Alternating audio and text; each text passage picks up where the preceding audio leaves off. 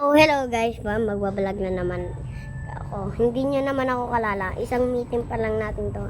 Pero ako si Tijong Silog. Tsaka tara, titingnan natin nandito ako sa lula ko. Tsaka titingnan natin kung nasan yung mga titingnan natin yung lugar. Tara.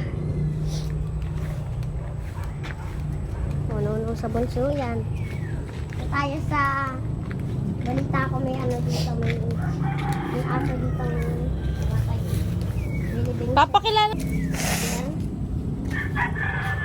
Hello guys, ano na pa lang natin, hindi mo kami kalala, tsaka, pero episode 1 pa lang namin to, pero pang-alala nyo, papakita ko sa inyo ang pangalan ko ay T. Jacob, tsaka titingin tayo ng lugar ng tita ko, tsaka tara na. Wow, ano to? Tsaka hindi naman talaga to abandoned naman talaga to. Ito yung abandoned na lula ko. Yung dating nilang bahay. Na struck by lightning. Kaya nasira. Ang dami nasira.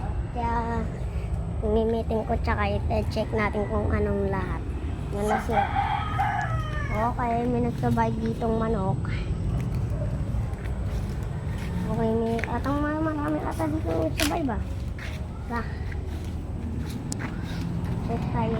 Mga baboy. Uy, may mga baboy pala dito. No?